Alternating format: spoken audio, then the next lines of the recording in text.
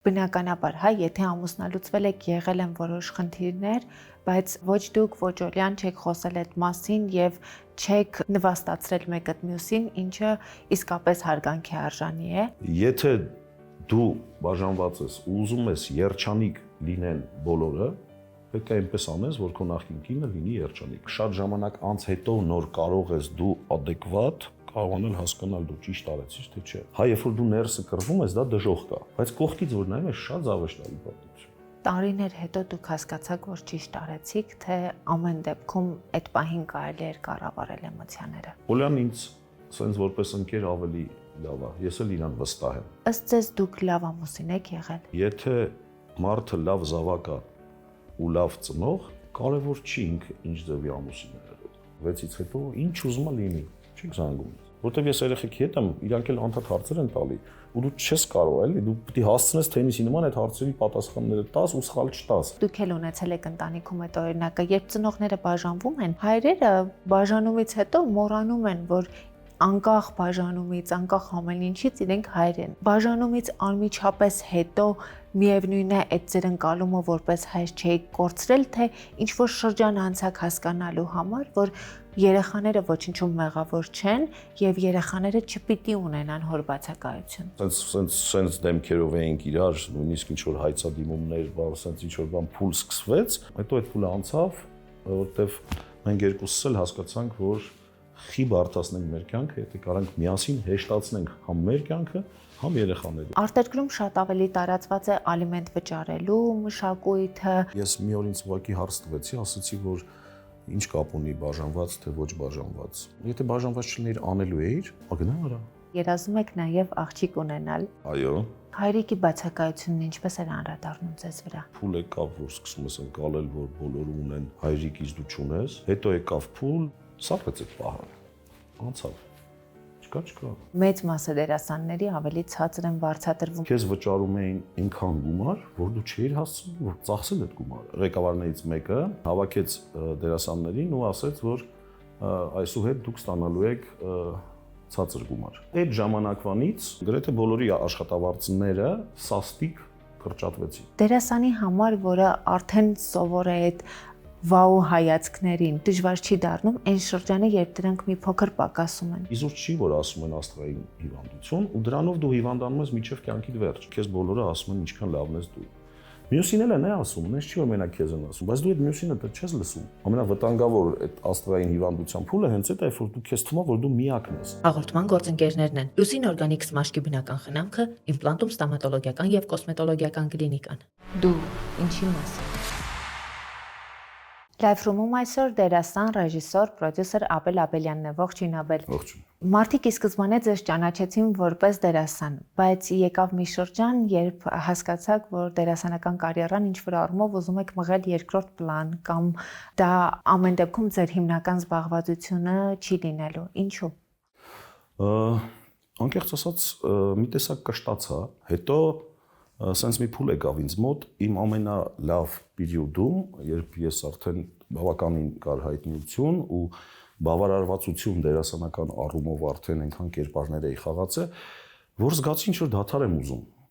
Հետո զգացի, որ այդ դադարը ավելի երկար եմ ուզում։ Հետո հասկացա, մի քիչ մտածեցի երկար, հասկացա, որ այդ 12-ից 16 ժամ անընդհատ այդ աշխատանքային գրաֆիկում ես էլ չեմ ուզում աշխատեմ, որովհետև ինձ ինչ պետք էր, ես ստացա։ Դերասանի աշխատանքը ինչ-որ առումով մի քիչ էլ անշնորհակալ գործ է։ Չէ, ինչի։ Որովհետև շնորհակալությունը, երբ մարդկանց ժպիտներն են, հա, դա անչափելի է, բայց երբ նայում ես որպես աշխատանք, դու ինչ ես ներդնում, այդ աշխատանքը պիտի տա արդյունք, չէ՞, նաև ֆինանսի տեսանկյունից, արդյունավետության տեսանկյունից։ Մեր ժամանակ, հիմա ես չգիտեմ ոնց է, բայց մեր ժամանակ մենք բավականին բարձր էինք վարձատրվում, բավականին։ Հոնորար գումարած հաճույք։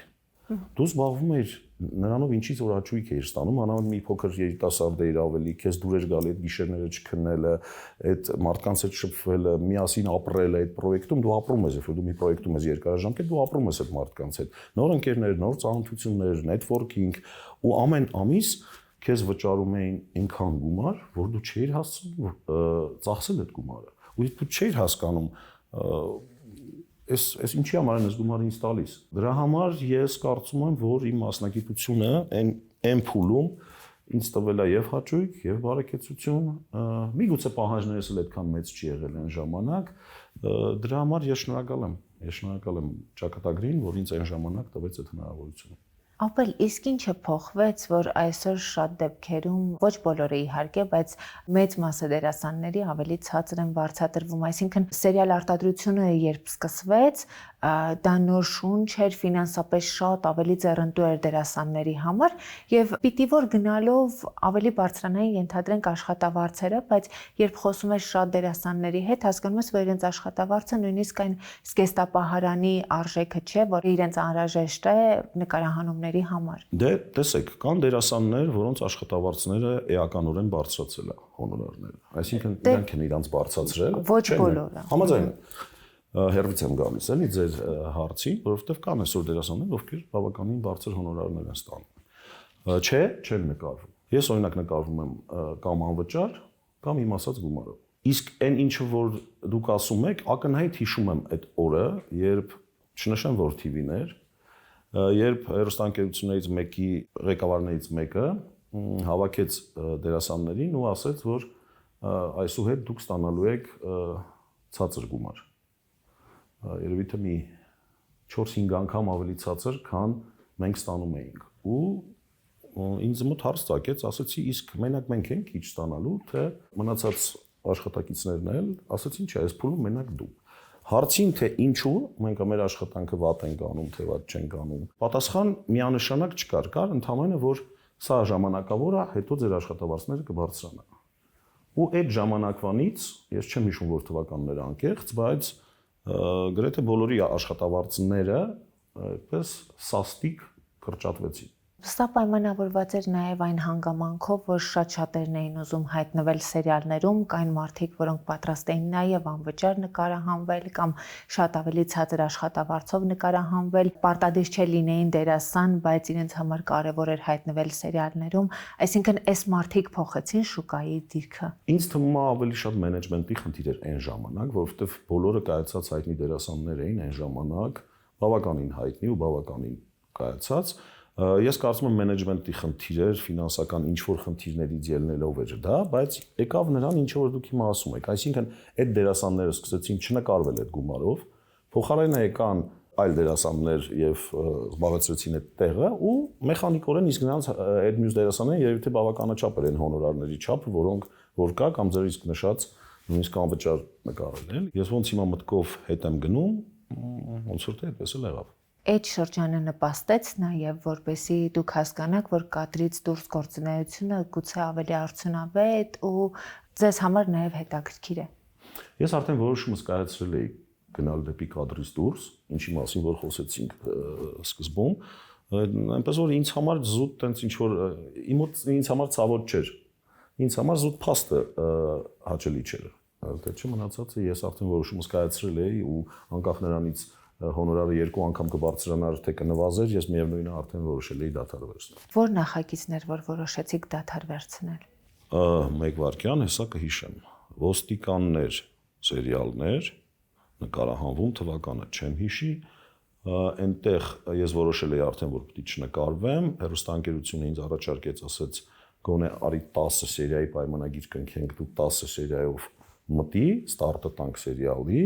հետո դու դուրս արի ու այդպես էլ եղավ։ Ապել ձեր կարիերայում կարծում եմ շատ հիշվող էր կյանքի գինը հեռուստանովելում ձեր մասնակցությունը։ Լսարանի կողմից կարծում եմ շատ շատերը հենց դա կնշեն, բայց ձեզ համար որ կերպարներ, որ այսպես շատ տպավորվել է։ Երևի թե կյանքի գինը, որովհետև ես այնտեղ հրավիրվեցի Armenia TV-ի կողմից հրավիրվեցի որպես ընդամենը մեծահարուստ օլիգարխի Տիկնազորի պետ, իսկ Տիկնազորի պետ, այսպես ինքը չի դառնում գլխավոր դեր երբևիցե, էլի, նու մեծ մասամբ չի դառնում, մանավանդ եթե կեսից ես մտնում ու մի քանի շաբաթ նկարվելուց հետո իմ դերը գնաց մեծացավ այնքան, Աննա Ներթերջանյան գրում սցենարիստ, իդեպ հրաշալի սցենարիստ է, հիմա չգիտեմ երևի թե չի գրում, չգիտեմ մի խոսքով ինչի համար շատ շնորհակալ եմ իրեն իդեպ, որտեղ ինքը զգում էր, ինքը ամեն դերասանի զգում էր, ով ինչքան կարա խաղա, ու ասած բարձրացնում էր, այսինքն ամեն սերիայից սերիա ինքը մի քիչ ավելի բարդ էր տալիս, տեսնում էր, եթե դերասանի մոտ ստացվում է, հետո էլ ավելի էր բարդացնում, էլ ավելի, մի խոսքով, ինձ համար հա իհարկե կյանքի գինը եւ վերադարձ սերիալը իմ համար ամենա բեկումնայինը, չգիտեմ, չնայած բեկումնային էին, բայց որ շատ հաճելի պերիոդ էր այդ ժամանակ մասնագիտական, թե աճի, թե մարդկանց հետ ծանոթանալու, շփվելու շատ հաճելի ժամանակահատված էր։ Զուսպ ինչ որ առումով խիստ կերպարը հենց դուք եք, թե կերպարեր, որը կերտել եք։ Ինձ եթե հունից չհանեն, ես այդ կերպարն եմ։ Բայց եթե հունից հանում են, իսկ դա հեշտ է ինձ հունից հանել, համ հեշտ հունից դուրս եմ գալի ու հեշտ էլի հետ եմ գնում, էլի։ Երբ որ հունից դուրս եմ գալիս, այդ նույնիսկ ես չեմ, ու չեմ էլ ուզում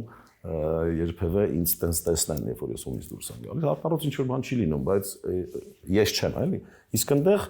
շատ մոտ էր ինձ այդ կերպարը, հա, շատ մոտ էր, երևի դրա համար էլ ինքը տենց սիրվել էր, որովհետև ես տենց շատ հեշտ, շատ բան չէ, շատ ջանք ինձանից չէր գնում, որպեսզի ես այդ կերպարը կերտեի։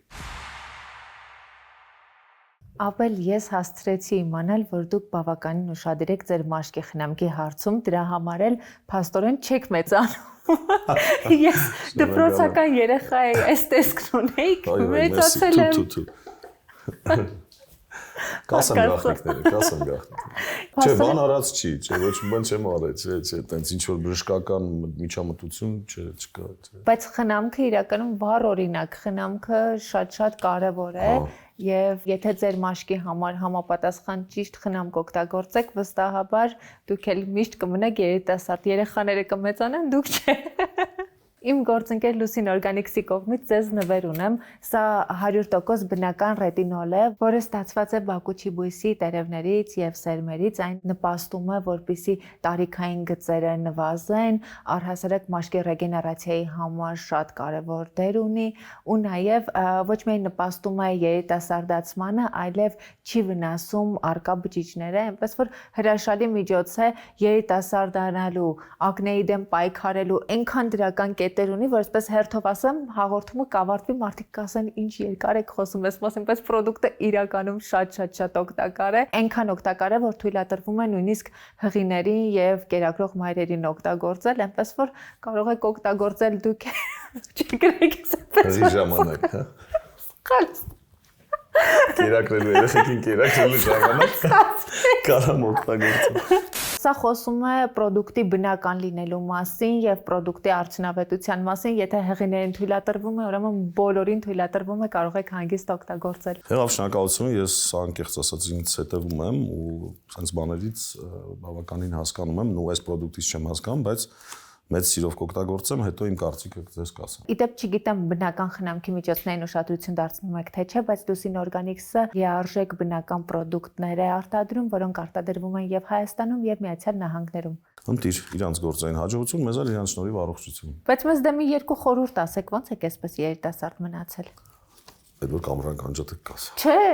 ո՞վ մարդիկ չիմանա։ Դե տեսեք, ես առողջ եմ սնվում, առողջ ասելով, տենց շատ տենց չեմ ուտում։ Երեկոյան չեմ ուտում։ Ես օրը 1 կիլոմետր լողում եմ պարտադիր։ Ես օրը մոտ 10 կիլոմետր քայլում եմ։ Եվ իհարկե sense բաներ եմ օգտագործում, բայց միայն բնական, ոչ մի բաներ տենց միջամտություններ ասում եմ չունեմ, ու միշտ անուղելի լավատես եմ։ Ինձ թվում է դա շատ կարևոր է, այսինքն անուղելի լավատեսը քիչ է ստրես տանում, իսկ եթե քիչ է ստրես տանում, քիչ է մաշկդ տենց մի խոսքով էլի, ինձ թվում է լավատեսապետ լինել, առողջ ապրել եւ մաշկին համապատասխան ճիշտ պրոդուկտներ օգտագործել։ Դա կարևոր է, դա լավ։ Ձեզ երկու գլխավոր խորհուրդները տվեցինք, մնացածը ձեր ձեռքում է, կարող եք դուք էլ երիտասարդ ու առողջ տեսք ունենալ։ Դերասանի համար ամեն դեպքում ավելի հետաքրքիր է կերտել կերպար, որը բնույթով իրեն մոտ է եւ ինչ որ առումով իր բնութագրերն է ներկայացնում, թե երբ իրենից կատեգորիկ տարբեր կերպար է խաղում։ Երբ քեզ նման կերպար ես խաղում, 1-2 անգամից հետո հոգնում ես, որպես դերասան էլ ասելիք չունես, էլի ու ցանկալի է որ քեզ տան կտրուկ հակառակ կերպար, ինչը որ տեղի ունեցավ նույն Աննան Թերջանյան վերադարձում արդեն ինձ տվեց լրիվ այլ կերպար, տենց մի քիչ երեսավաց երիտասարդի, Ինչը բարդ է իհարկե, բայց շատ հաճելի։ Շատ հաճելի, եթե մանավանդ արդյունքը ստացվում է։ Բայց մեծ մասամբ կինո աշխարհում, կինո իրականության մեջ, ոչ միայն Հայաստանում, մեծ մասամբ հրավիրում են գրեթե նույն կերպար խաղալու, որովհետև տենց հեշտ է, եթե Աբելը ենթադրենք կարողանում է լուրջ ու սառը հայացքով նայի աջ ու ձախ, եթե կա տենց կերպար, որը կարողանում է նայի աջ ու ձախ սառը հայացքով, եկեք Աբելին հրավիրենք, կամ այն մյուսը կարողանում է լավ հուզվի, կամ այն մյուսը լավ գոռա։ Մի խոսքով, մեծ մասամբ այդպես էլ ընտրում են, որովհետև ու հասկանում եմ ինչի, որովհետև կինո է դա, թատրոն չի։ Այդքան ժամանակ չունես դերասանի, ռեժիսորը չունի այդքան ժամանակ դերասանի հետ աշխատելու, որպեսզի ստանա իրենից մեկ այլ կերպար։ Դա համար կինոյում ավելի շատ տիպաժային են ընտրում։ Դուք երևի թե հենց ավելի շատ դեպի կինո էլ գնացիք, քան դեպի թատրոն։ Ինչու՞։ Ես ծնվել եմ թատրոնում, որպես երեխա մամաս ռեժիսոր է եղել, ու ես թատրոնում եմ միշտ վազվզել ու բոլոր ներկայացումները անկիր գիտեի։ Հետո ես ընդունվել եմ թատերական ինստիտուտ, որտեղ Երվանդ Ղազանչյանը, մեր կուրսի ղեկավարը, մեզ հրավիրեց թատրոն, ու ես երկար ժամանակ ծառայել եմ թատրոնում։ Տարիներ չեմ հիշում, բայց ես աշխատել եմ բավականաչափ։ Հետո հասկացա, որ հեռուստատեսությունն ու կինոն ինձ տանում է ու տարավ սկզբից հեռուստատեսությունը չեմ կարող ասեմ։ Ես վարակվեցի հեռուստատեսությունով, ես բազմաթիվ հաղորդումների հեղինակ էի, պրոդյուսեր, գրեթե աշխատել եմ գրեթե բոլոր հեռուստաընկերություններում Հայաստանի իմ հեղինակային հաղորդումներով, չգիտեմ, ինքը մի ուրիշ աշխարհ է, ինքը տենց վարակում է, նույնը ձեզ կարամ հարցնեմ, էլ ինչ եք դուք դրանով վարակված, ինքը անբացատրելի է, մտնում է այստեղ ու սկսում է այստեղ խոսել։ Հետո արդեն դեպի կինո ու ի դեպ հիմա արդեն հետ վերադարձ եմ արել դեպի թատրոն եւ ներկայացում ենք բեմադրել, կինը ճիշտ է միշտ խաղում ենք, այնպես որ ստոպ էինք տվել մի պահ, հիմա էլի վերականգնում ենք, անպայման կհրավիրեն ձեզ։ Շնորհակալ եմ։ Աբել, ըստ էության հայտնիությունը մի ճանապարհ է, որը հետդարձ չունի։ Միևնույն է, հա, տարիներ հետո էլ մարդիկ ձեզ ճանաչելու են, հիշելու են։ Միաժամանակ ամեն դեպքում, երբ նախագծերում նկարահանվում եք, այդ փուլում շատ ավելի ակտիվ է մարդկանց արձագանքը, ժպիտները, քան այն փուլերում, երբ ինչ-որ առումով գնում եք կադրից դուրս աշխատանքի։ Դերասանի համար, որը արդեն սովոր է այդ վաու հայացքներին, ինչ որ առումով դժվար չի դառնում այն շրջանը, երբ դրանք մի փոքր պակասում են։ Միանշանակ, բայց դա տևում է որոշակի փուլ։ Եթե ես իմ օրինակով բերեմ, էլի, ես քանի որ որոշել էի, որ մեկ այլ չեմ մասնակցելու կամ տենց արտարոց ինչ-որ պրոյեկտների եմ մասնակցելու։ Սկզբնականում հա, բայց այս վերջերս նույնիսկ ես տղաներիս հետ էի խոսում, որ հիմա փողոցով անցնում ես, որ հետդ նկարվում են, բան։ Պարզա այդ հաճախականությունը չի, բայց ես հասկացա, որ ես չէի ուզենա նորից լինել, լրիվ անկեղծ եմ ասում, ունենայի այն պոպուլարությունը, որովհետև ես սիրում եմ ոտքով քայլել, ես մեքենա չեմ քշում, կանգնացնում եմ մեքենան, շատ հազվադեպ եմ քշում։ Ու ես ոտքով եմ պատտվում քաղաքում, ու այդ անընդհատ եթե այդ ուշադրությունը լինի, ոնց որ այն ժամանակ էր, ամեն քայլափոխին մոտենալ, նկարվել, դիսկոմֆորտ է։ Արդեն իմ մոտ այն փուլն է, որ դա կլինի դիսկոմֆորտ։ Այն ժամանակ հակառակը ես դուրս էի գալիս փողոց, ոտով հատուկ քայլում էի երկար ճանապարհ, որ ինձ հետ նկարվեն ու ինձ հետ հաճելի։ Հիմա էլ է հաճելի։ Այնպես չի որ հաճելի չի, չի կարող դա հաճելի չլինել։ Դա մեր մասնագիտության կարևոր մի պարտականությունն է, այսպես ասեմ։ Բայց ասում եմ, էլի այդ դիսկոմֆորտը երևի թե այս պահին էլ չի ուզենա լինել։ Իսկ դա հատկապես երիտասարդ տարիներին եսի կայացման ինքնադրսևորման վրա ազդում է։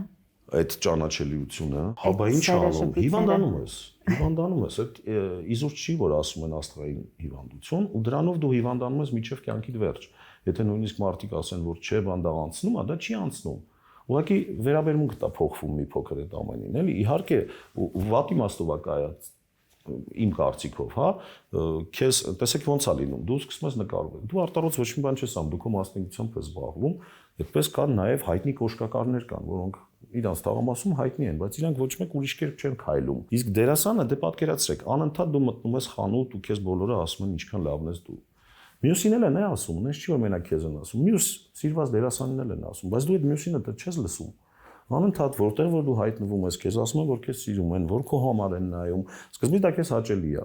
Հետո գալիս է մի շատ վատ փուլ, դու սկսում ես դրան հավատալ։ Ամենավտանգավոր այդ աստղային հիվանդության փուլը հենց այդ է, որ դու քեզ թվում է, որ դու միակն ես ու անկրկնելին։ Այ այդտեղ, եթե չհասցրեցիր քեզ հետ բերել, հիվանդանում ես։ Չնայած հետո կյանքը բերում գցում է տեղը, այնպես է որ հերիքա մի քանի պրոյեկտում դերասանը չնկարվի, ինքը այդ ձեր ասածը փողոցում զգում է, ինքը անցնում է, տեսնում է այն ժամանակ 100-ից 99-ին իրան մոտենում, հիմա 100-ից 50-ը, իրանք շատ լավ դա զգում են։ Ամեն դեպքում դա մարդուն մի քիչ փչացնում է։ Վնասում է, եկեք ասեմ, էլի, վնասում է առողջությանը, մտավոր առողջությանը վնասում է։ Մտավոր առողջությունը դուք ինչպես վերականգնեցիք։ Ու վերականգնեցիք այն շրջանում, երբ դեռ նկարահանվում եք, թե այն շրջանում, երբ արդեն չէիք նկարահանվում։ Ին որոշումը չնկարվել արդեն իսկ որոշակի առումով մի փոքր առողջացրեց դա, այսինքն ես գիտակցված, то есть եթե ես հələ կշտացած ու բավարարված չլինեի, ես կշարունակեի նկարվել, այսինքն ինչ որ մի առումով մի քիչ խելքի բերեց այդ առումով, բայց ասեմ ձեզ այդ հիվանդությունը չի անցնում։ Միջև օրս էլ չնայած ես շատ անմիջական եմ շփվում, ասում եմ փողոցով ոտքով եմ քայլում, ունեմ շրջապատում տարբեր խավի մարդիկ ու բոլորի հետ ընկերություն եմ անում, ինչքան որ իմ ժամանակը թույլ է տալիս, բայց մեկը մեջդ ինչ որ մի բան տենց նստած է այդ այն ժամանակվա մի տեսակ որ դե ես եմ, ասենց ինչ որ մի թեթև մի բան կա, ինչքան էլ ես անկեղծ այդպես չեմ պահում ինձ կյանքում, ոչ կյանքում, ոչ իմ մտերիմների հետ։ Հիմա երբ աշխատում եք նաև երիտասարդ դերասանների հետ, հիմա մենք ունենք շատ հայտնի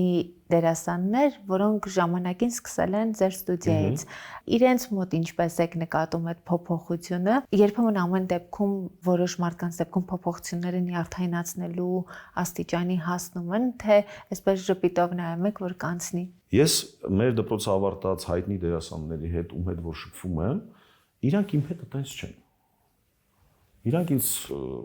շատերը տենց թարգել են լավ այլ ընկեր ավել չեն ասում, աբել են ասում, բայց իրանք իմ հետ այդպես չեն։ Ում ես զանգեմ, ում ինչ որ հարցով, եթե ինձ պետք լինի, չգիտեմ, գան հայտնի հյուր մեր մոտ դպրոցում, կամ նույնիսկ ես էլ եթե չեմ զանգում, հա, մեր աշխատակիցները եթե զանգում են, իրանք մեր հետ այդպես չեն։ Իրանք նույնն են, ոնց որ այն ժամանակ, երբ որ իրանք ավարտել էին։ Կարող է ինչ որ բան զգում ես, բայց համենայն դեպս իմ հետ տենց չեն, պարզ են իմ հետ։ Դրա համար մի քիչ կդժվարանամ այդ հարցին պատասխանեմ, բայց դե կլինի էլի իրանց մոտ էլ կլինի, չի կարա էլի,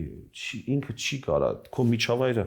միանգամից փոխվում է։ Այդ որ ասում են մի օրում դառավ հայտնի, այդ ինքը խնդիր է, նորից եմ կրկնում։ Դժվար է։ Դժվար է։ Իրոք դժվար է։ Աբել, ուզում եմ գնանք ձեր մանկություն։ Ինչպիսին էր Աբելը այն տարիներին ու այդ թատրոնում մեծացող երեխան ինստինկտիվ որոշեց, որ այս ճանապարհը պիտի ընտրի, թե դա ավելի գիտակցված որոշում էր, որովհետև ներսից արդեն գիտեիք թատրոնը։ Դե, սովորական երեխա էի, շատ խուճուճ մազերով, չգիտեմ հիմա ման այն ժամանակ չէր կտրում, երևի տենց համով էր ուղղակի, բայց ես դրա պատճառով շատ ծեծ էի ուտում։ Մեր ժամանակ տենց այսքան խուճուճ մազ ունենալ եմ, պլյուս անտել Աբել, հիմա ինչ որտեղ տարածված էլ այն ժամանակ, իրան հեշտ հոլովում էին լիքը տարբեր բառերով էլ։ Սովորական երեխա եմ եղել, բակում խաղացող, կռիվներ անող, ֆուտբոլ խաղացող ու մեծացել եմ հա թատրոնում, մայրիկս Ադան Աբելյան ժամանակին Ստանիսլավսկի թատրոնում էր երկար տարիներ աշխատել սկզբից այնտեղ էի, հետո կար Փոսի թատրոն կար, հիմնականը որ հիշում եմ Փոսի թատրոնում եմ ես ինձ հիշում, նույնիսկ այնտեղ ներկայացումներ կար, որտեղ Մոխրոտ էին բեմադրել, մաման Մոխրոտ էր բեմադրել եւ Պաժի կտորներ կար, Պաժը որ հիվանդանում էր, գալիս ինձ վերում էին, ես էի խաղում։ Ես քանի որ թատրոնի հետ տենց սերտ առնչություն ու սերը կար, ես բացարձակ չէի ուզում դառնալ դերասան։ Բացարձակ չէի ուզում, ես ուզում էի ավելի շատ այն ժամանակ մոդայիկ էր, ավելի շատ կիրառական մաթեմատիկա, այս ուղղությամբ էի ուզում գնալ եւ պարապում էի երկար ժամանակ ու չընդունվեցի։ Որ չընդունվեցի, տենց հաջորդ տարի մաման ասեց՝ «Արի գնա մեր ուղղությամբ», էլի։ Ես չէի ուզում, որտեվ կշտացել էի։ Հայրս դերասան էր եղել, մաման ռեժիսոր, ես էլ մեջ եմ։ Բայց ճակատագիրը այնպես արեց, որ չտարավ ինձ հետ վերեց, ընդունվեցի թատերական ինստիտուտ, հետո Մոսկվայում սովորեցի ու դարավ իմ կյանքի անբաժան մասը, նույնիսկ եթե ես հիմա չեմ զբաղվում տենց շատ հաճախ իմ մասնագիտությամբ, միևնույնն է զբաղվում եմ։ Աբել, դուք պատմեցիք երեխայի մասին, որը իր մազերի պատճառով ծեծ էր ուտում։ Երբ փոքր տարիքում հայտնվում եք ինչ-որ իրավիճակում, որ պիտի պայքարեք, երկու ուղղություն կա։ Կամ ձևավորվում է ավելի ուժեղ տեսակ, որը միշտ պատրաստ է պաշտպանելու ինքն իրեն, կամ խեղճանում է։ Կամ գուցե ինչ-որ փուլում խեղճանում է, հետո հասկանում է, որ ճանապարհը միայն պայքարն է։ Ինչ ճանապարհ անցավ Աբելը այս տեսանկյունից։ Ես շատ լավ հիշում եմ, չեմ հիշում քանի տարեկան էի, բայց երևի 5 տարեկան էի, 6 տարեկան էի։ Այն ժամանակ դե մենք բակերում բակից բակ էին գնում, թիմիկվա նման չի որ մեր երեխային փողոց անցկացնում 11 տարեկան արդեն դեռ անհանգիստ ես։ Ու մեր բակերից մի բակում, որով ես պիտի անցնեի գնայի, չեմ հիշում, բայց մշտապես գնում էի, կարծեմ հացը ձեռք բերել, չեմ հիշում, մաման ուղարկում էր 6 տարեկան էի երևի։ Այդ բակ ես հենց մտնում էի, ինձ ծեծում էին։ Այն ժամանակ տենց էր, տենց բակից բակ որ գնում էիր, ասենք տենց տղաներ կային տարբեր բակերում, քեզ կանչում էին, մի կռիվ սարքում էին։ Նույնը դու էլ անում էիր քո բակում, երբ որ օտար բակից էին մտնում, ես հիմիկվա պայմանները չի էլի, այն ժամանակ այդպես էր։ Ու ամեն անգամ երբ ես անցնում էի այդտեղից, ինձ ծեծում էին։ Ու խնդիր ունեի, էլի ասում էի, լավ ինչ անեմ, էլի։ Տարբերակ մեկ շրջանցել, շրջանցում էի ավելի երկար ճանապարհ, բայց ինձ դուր չէր գալիս այդ շրջանցել։ Ես մի տեսակ ինձ ընկճված էի զգում, որ ես շրջանցում եմ, ասում էի, բայց մի օր էլ այնտեղ կարող է տենան կամ այնտեղի բակի տղան էր։ Ու ես որոշեցի մի օր իմ համար, ասեցի, միայն այդ ճանապարհով եմ գնալու ու միշտ։ Տենամ ինչա լինել։ Ծեծում են, թող ծեծեն։ Ամեն անգամ, գրեթե ամեն օր ես այդ ճանապարհով գնում էի, ամեն օր ինձ բռնում էին, ամեն օր ինձ ծեծում էին, ու դες բավականին երկար ժամանակ։ Հետո չգիտեմ ոնց ստացվեց, մի օր այդ բակի տղաները ուրիշ բակի տղաների հետ պիտի վիճեին, կռիվ պիտի անեին։ Եկան ինձ դեն տվեցին։ Պատուհանի տակից գոռացին, ասեն, «Աբել, կգաս մեր հետ գնանք, խնդիր ունենք այնտեղ»։ Հեքիաթ եմ չէ՞ պատմում։ Գնացինք, ինչ որ արեցինք։ Այդ օրվանից սկսած այդ բակի տղաները սկսեցին իմ հետ ընկերություն անել։ Էլ չէին ծեծում։ Ես էլ հետներ ընկերություն էի անում, ասում էի, բայ էլ ինչի չեք ծեծում, էլ չէին ծեծում։ Տենց երևի թե հաղթահարեցի ես դա, հասկացան, որ էլ անիմաստ է, ինչքան ես մարտում։ Ինչքանով է դժվար տրվում երեխային հաղթահարելու իր միջի վախը։ Դա միայնակ եք հաղթահարում, թե ամեն դեպքում տանը տեսնում են, որ օրինակ ծեծված եք, ձեզ որոշակի ուղղություն են տալիս։ Ինձ տանում ուղղություն տվողը մայրս էր, որտեղ ես առանց հայր եմ մեծացել։ Ու այդ թեմաներով մամայի հետ չէի խոսա, որտեղ այդ թեմաներով մամայի հետ որ խոսեի, կվատանար։ Բայց չէր տեսնում, որ ծեծված եք եկել։ Տեսնում էր, հարցեր տալիս էր, ասում էի, դե տենց է, բակա, ճիճնեմ։ Ինչ որ բան փորձում էի տենց ասել, ես կարծում եմ ամեն մեկից է դա գալիս, չգիտեմ, ես օրինակ տեսեք հիմա համ ասում եմ, համ մտածում եմ, իմ վերած օրինակով ես հաղթահարեցի տենց։ Ես լուծեցի, ես կարող էի շարունակել շրջանցել ճանապարհը, չգիտեմ ինչև երբ։ Տեսակից է գալու մարդու, մարդկա ընդհակառակը բոստանում ով ասում է, չէ, ես այս հարցը պիտի լուծեմ, մարդկա ասում է, ասենք, լավ է, դա տես տեսակներ կան, մարդկային տեսակներ կա, որ մարդկա ասում է, դե միս չկա տանը, թող իր երեխան գրեչկա ուտի։ Մարդ էլ կա ասում է, մի րոպե, ես եկեք գնամ հասկանամ, որտեղից կարամ գումար աշխատեմ, օրինակի համար եմ ասում, ես միս առնեմ, թող իմ երեխան միս ուտի, որոշման հարց է։ Իսկ այդ տեսակը մարդու հետ ծնվում է, թե ձևավորվում է, որովհետև մենք խոսում ենք 5-6 տարեկան երեխայի մասին։ Ինձ թվում է ձևավորվում է։ Դե գենետիկան ամենահզոր բանն է, նախ գենետիկան է, որ այդ մարդու մեջ կամ դա կա, կամ դա չկա։ Պլյուս իհարկե ձևավորվում է, իմ օրինակի վրա իմ մոտ ձևավորվեց դա։ Մայրիկի հետ ինչպիսին էին հարաբերությունները։ Որոշակի դիստանցիա ամեն դեպքում ձևավորվում է, հաշվի առնելով, որ սեռերն են տարբեր, այն ժամանակ դաստիարակչական մեթոդներն էին ուրիշ։ Չէ, մայրիկի հետ մենք ընկեր էինք, ընկերություն էինք անում, որովհետև առանց հայր մեծանալը դա ոնց որ մաման համ պապա էր, համ մամա էր ու ես չեմ հիշի, որ ինձ կյանքում անկյուն կանգնացրած լինեն, ես չեմ հիշի երբևէ, որ իմ վրա ձեռք բարձրացրած լինեն, ընդհակառակը մաման ամեն ինչ անում էր, բերում էր ընկերական տիրույթ, այդ բոլոր գաղտնիքները, որոնք ես ունեի, մաման փորձում էր այդպես ընկերական տիրույթում, նույնիսկ մի անգամ որ ես ծխում էի 12-13 տարեկանում, դե բակերից սկսեցինք ծխել, էլի։ Ու տենց մաման հետո մի օր իմացավ, տենց շատ լուրջ իմ հետ խոսած, ասեց, եթե կարող ես թարգի։ Եթե չէ, մի գնա ուրիշից վերցրա։ Ու ասեմ, կարար ինքը արգել էր, կարար ինքը բան, բայց նույնիսկ այդ տիրույթում էր մաման փորձում ամեն ինչ ինձ բացատրել։ Ու երևի այդտեղից է գալի, որ ես հիմա իմ որդիների հետ ես չեմ ջղայնանում, չեմ խփում, ես հա, իհարկե համբերություն է դրա համար պետք, բայց ես փորձում եմ բացատրել, փորձում եմ այնպես անում, որ իրենք ինձանից գաղտնիք չունենան։ Իսկ հայրիկի բացակայությունն ինչպես էր անդրադառնում ձեզ վրա։ Նայած որ փուլ կար, որ ես դա չէի ընկալում, հետո փուլ եկավ, որ սկսում ես ընկալել, որ բոլորը ունեն հայրիկից դու չունես։ մի քիչ դա անհասկանալի էր։ Հետո մաման ինձ բացատրեց։ Հետո եկավ փուլ, որ ես այդ առումով իմ մոտ սարքեց այդ պահը։ Անցավ։ Չկա։ Կպատմեք այդ 3 փուլերը ինչպես վերապրեցիք եւ հաղթահարեցիք։ Հայրիկիցս բաժանված էր։ Այդ փուլում ես չգիտեի ուր է իմ հայրիկը։ Հետո եկավ մի փուլ, որ ես մի քիչ հասունացա, ասացի, որ ուզում ծանոթանամ հայրիկիս հետ։ Ծանոթացա հայրիկիս հետ, սկսեցինք շփվել ու 1-2 տարի անց հայրիկս մահացավ։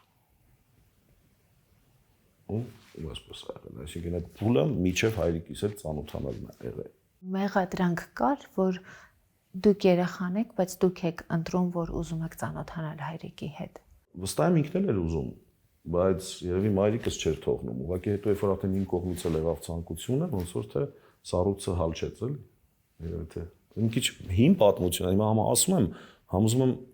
հիշեմ, հա, ինչ որ կարող է իրար հակասող բաներ էլ ասեմ, որովհետև միանգամից գցեցիք ինձ լավ իմաստով դեպի մանկություն ու տենց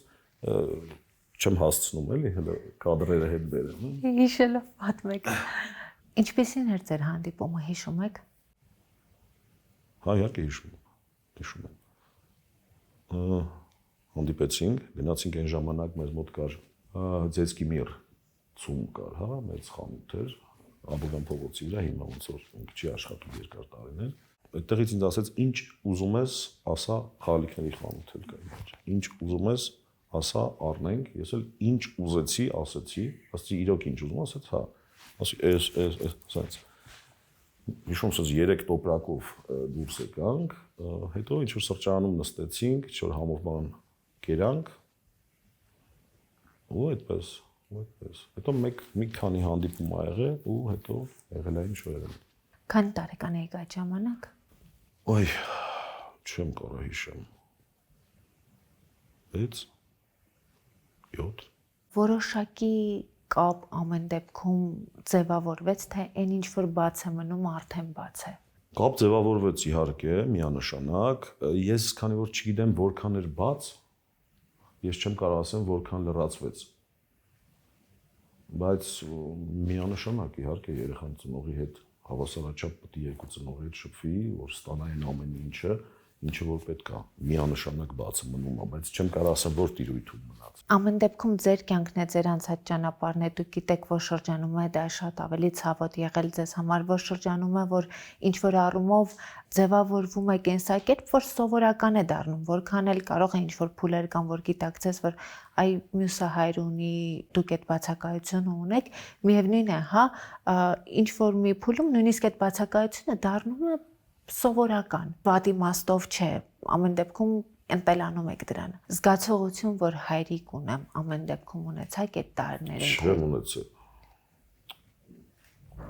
Ծանոթացա որոշակի ինչ որ էմոցիաներ եկավ, բայց չէր հասցրել վերածել նրան, որ ես տենց լիովին տրվեի էլի, ու հետո եղավ այն ինչ որ եղավ ու էլի չհասցրեցի։ Իսկ հետո կորուստը ինչպես ընկալեցիք, որովհետև փոքր էիք տարիքով։ Փոքր եմ, չեմ ընկալել, հետո մաման ա ինձ ասել, բայց բավականին ուշ։ Այսինքն դուք ինչ-որ մի շրջան ուղղակի ընկալում եք, որ հայրիկը չի զանգում, չի գալիս։ Չեմ այդքան խորաց էլի, որտեղ ինքը իր ընտանիքը ուներ երկրորդ։ Մի քիչ ես տենց ոնց որ հենց չի հասցրել էլի, տենց հալել միջև վերջ էլի ու եղավ ինչ որ եղավ։ Հարաբերություններ չհաստատեցիք իր ընտանիքի հետ։ Չեղավ դրա, չհասավ դրան։ Իսկ քույր եղբայր ունեք։ Այն կողմից ունեմ եղբայր, հա։ Ծանոթ եք։ Հա։ Ամեն դեպքում անկախ ծնողների հարաբերություններից եղբայրական այդ ջերմ հարաբերություններ ձեր միջև ձևավորվեցին, թե առանձին ընտանիքներում եք մեծացել եւ դա իր անելիքն արեց։ Շատ հետո ձևավորվեց, մինչ օրս կապը կա։ Շփումը կա, հա, հետո տենց ընկերություն դարձավ, ուղղակի հետո եղբայրս մեկնեց այլ երկիր, դե սովորաբար ոնց է լինում, գնալով տենց շփվում եք ավելի շատ տենց ինչ որ պահի տակ։ Մանավանդ հիմա էլ որ այս համացանցային տիրույթը կա, որ հատենում ես, ինքն էլ քեզ է տեսնում, քեզ թվում է դու անդադ կապի մեջ ես ու տենց ինչ որ արտարոց ցավոք կարոտ չի ձևավորվում, էլ ոնց որ այն ժամանակ բոլորիս մոտ էր ձևավորվում մեր բարեկամների, եղբայրների, քույրերի, ում երկաժամիկ չէին տեսնում։ Իսկ շփման նախաձեռնությունը էլի ձերն էր, թե արդեն ձեր եղբորինը։ Չեմ հիշում, բայց ինքը տենց ինքնաբուխ եղել է, չի եղել ինչ-որ մեկի տիրույթում, չեմ հիշում, էլի։ Մեծը ես եմ կարող է իզնից լինել, բայց հաստատ չեմ հիշում։ Տարիներ հետո դուք էլ հայ կյանքի ինչ-որ փուլում կանգնեցիք այդ խնդրի առաջ, երբ դուք եւ դերասանուհի Օլիա Հակոբյանը բաժանվեցիք, երկու որդի ունեք ու այս բարագայում պետք էր երեխաների հետ կապը պահել։ Ինչպես կարողացաք պահել երեխաների հետ կապը նաև ամուսնալուծված կարգավիճակում։ Ես ըստ թեմայով իհարկե չեմ խոսում կատեգորիկ, բայց եթե հարցնում եք կպատասխանեմ։ Ես մի կարևոր շատ բան հասկացա։ Եթե դու բաժանվում ես, դա լավ չի։ Բայց եթե դու բաժանվում ես, ոչ դու, ոչ մյուս կողմը իրավունք չունի այնպես անի, որ երեխան տուժի։ Իհարկե հիմա կասեմ, բայց միևնույն է երեխաները տուժում են։ Ես դες վստահեցնում եմ։ Մեր երեխաները ոչ մի բանով չեն տուժում։ Ես ու Օլան մենք ընկերներ ենք։ Մենք կարող է օրը 5 անգամ իրար հետ զանգվենք, խոսենք, լինի դա երեխայի թեմաներով, լինի ինչ որ գործնական ենթադրենք առաջարկ Օլան մնա զանգի ասի, ինչ ես կարծում։ Այսինքն ես հասկացա մի բան, որ եթե դու բաժանված ես ու ուզում ես երջանիկ լինեն բոլորը, պետք է այնպես անես, որ քո նախկին կինը լինի երջանիկ։ Ինչքան դա քո տիրույթում է։ Եթե ինքը լինի երջանիկ, բոլորը կլինեն երջանիկ։ Մենք ոչ մի խնդիր չունենք, մեր երեխաները շատ առողջ են այդ ամեն ինչին վերաբերվում, իրանք հավասարաչափ բոլորիս հետ ապրում են, նույնիսկ դպրոցում ինչ որ բան պիտի լրացնենք, ասած իսկ որտեղ է ապրում, որտեղ են երեխաները ապրում, այն որ ես ու երեխաներս նայեցինք, ասեցինք ծիծաղել, որովհետև համի մոտ են ապրում, համ Օլիայի մոտ են ապրում, համ Օլիայի ծնողների մոտ են ապրում։ Ուզում ասեմ, մենք չունենք այդ, մենք ընկերական ենք ու առողջ ենք, վիճելուց վիճում ենք առողջ ու շատ ավելի ինչն է լավը, մենք որ վիճում ենք, ենթադրենք աշխատում ենք երեխաների մոտ այդ չանել, բայց երբ վիճում ենք, նույնիսկ արդեն սուբորդինացիա ենք պահում իրար հետ վիճելուց։ Եթե ընտանիքում լինեինք, ոնց ասես կվիճեինք, չէ՞ ոնց որ ընտանիքներում լինում է, չեն էլ նկատում երեխաներին։ Իսկ մենք տենց ասես մի հատ կարող է թե վիճենք, հետո նայենք տենանք որ երեխաների մոտ է, գնանք առանձին անկյուն, այնտեղ ուզում ասեմ, այս տիրույթում մենք բոլորս աստված շատ չհամարի, բայց մենք բոլորս առողջ ենք մտքով, բոլորս իրար հանդեպ հարգանքով ենք ու բոլորս իրար հանդեպ սիրով ենք։ Իրականում դուք եւ Օլյան մի շատ կարևոր հատկանիշ ունեք, որը ես շատ գնահատում եմ։ Բնականաբար, հա, եթե ամուսնալուծվել եք, եղել են որոշ խնդիրներ, բայց ոչ դուք, ոչ Օլյան չեք խոսել այդ մասին եւ չեք նվաստացրել մեկը մյուսին, ինչը իսկապես հարգանքի արժանի է։ Բնականաբար ես էլ չեմ հարցնի պատճառը, որովհետեւ եթե չեք խոսել եւ դա առողջ որոշում է, դա ձեր որոշումն է։ Բայց ինչի մասն եմ ուզում խոսենք, հա, հարցի մեկ ուրիշ կողմ։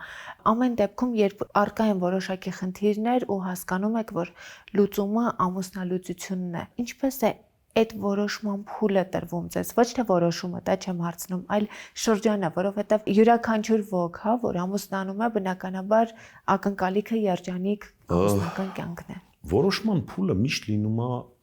էմոցիոնալ, այսինքն ինքը այդ պահին լինում է սխալ։ Ես տենց եմ կարծում, որովհետև էմոցիոնալ է որոշումը կայացնում։ Հիմա կապ չունի որ կողմն է կայացրել կամ միասին են կայացրել ենթադրենք այդ որոշումը, բայց ինքը մեկը էմոցիոնալ է, ինքան է կուտակվում, մեծ մասամբ կենցաղից է կուտակվում։ Մանավանդ երեխաները փոքր են, գիշերներ չեք քնում, ու կենցաղը բերում է նրան, որ դու որոշում ես կայացնում, որը շատ հետո շատ ժամանակ անց հետո նոր կարող ես դու adekvat կարողանալ հասկանալ դու ճիշտ արեցիր թե չէ։ Այդ պահին բոլորը կարծում են, որ իրանք ճիշտ արեցին։ Ցանկացած բաժանում ինքը իմ կարծիքով լինում է մեծ մասամբ էմոցիոնալ պորտկման տակ։ Տարիներ հետո դուք հասկացաք, որ ճիշտ արեցիք, թե ամեն դեպքում այդ պահին կարելի էր կառավարել էմոցիաները։ Տարիներ անց ես հասկացա, որ Օլյան ինձ սենց որպես ընկեր ավելի լավ է։ Ես էլ իրան վստահ եմ։ Մենք լավ ընկերներ ենք ու դա շատ ավելի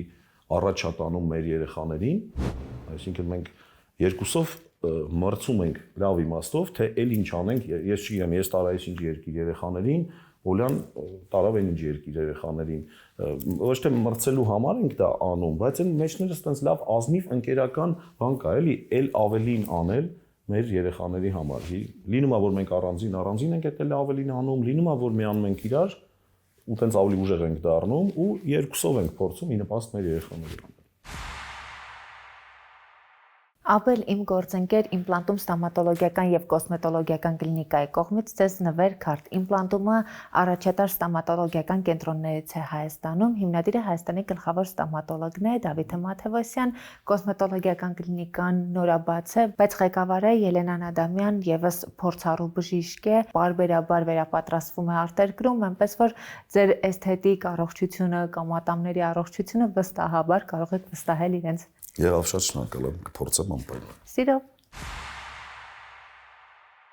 Իմպլանտում էսթետիկ կենտրոնը ընդլայնվելուց հետո ձեռք է բերել նոր սարքավորում։ Վիորա իսրայելական սարքը Հայաստանում դեռևս միայն իմպլանտումում է ներկայացված։ Էսթետիկ կենտրոնի ղեկավար բժշկուհի Ելենա Ադամյանը մեզ կպատմի, թե ինչ է իրենից ներկայացնում այս սարքը։ Ողջույն Ելենա։ Ողջույն Ամալիա։ Սարքը բազմակի կիրառություն ունի, որքանով որ ես հասկացա շնորհանդեսին։ Այս սարքավորումը մենք ձեռք ենք բերել պաշտոնական ներկայացուցիչից եւ այն միակն է Հայաստանում, բավականին հայտնի սարք է, ամբողջ աշխարհում տարբեր կլինիկաներում այն կիրառվում է։ Ես ընտրեցի հենց այս սարքավորումը, որովհետեւ պրոցեդուրայից հետո ռեաբիլիտացիոն շրջանը շատ կարճ է տևում, կարելի ասել գրեթե չի լինում։ Աշխատող մարդու համար, հատկապես կանանց համար, դա շատ կարևորագույն հարց է, որպեսզի կատարեն միջամտություններ եւ ոչ մեկ դա չնկատի, իսկ այս սարքը այդպիսի հնարավորություն մեզ տալիս է։ Ինչ խնդիրներ կարող ենք լուծել այս սարքի միջոցով։ Այն իրենց ներկայացնում է 5 սարքեր միաձուլված մեկ սարքի մեջ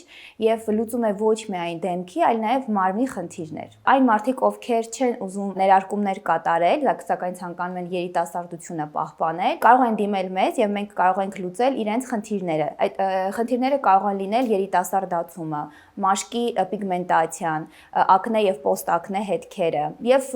բազմաթիվ խնդիրներ։ Սարքը ունի մի քանի գլխիկ, յուրաքանչյուր գլխիկը ինչ որ մի խնդիր է լուծում։ Օրինակ,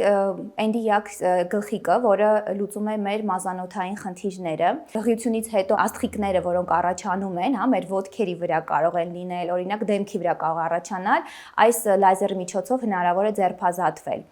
Ուզում եմ նշել, որ մենք անպայմանորեն համագործակցելու ենք անոթաբանի հետ, ում ցուցումով էլ իրականացվելու են նման միջամտությունները։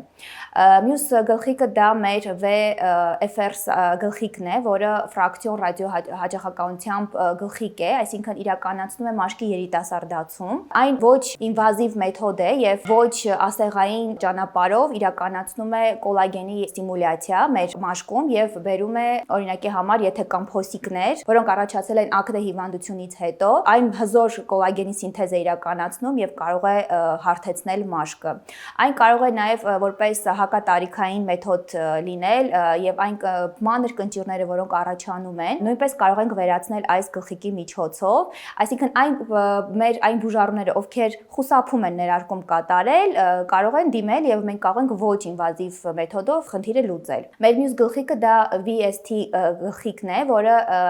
բավականին ոչ տրավմատիկ է եւ առաջին իսկ պրոցեդուրան կատարելուց հետո մենք ունենում ենք lifting effect, հզոր կոլագենի եւ էլաստինի սինթեզ է ապահովում եւ ինչը մենք գիտենք, որ այդ նյութերը մեր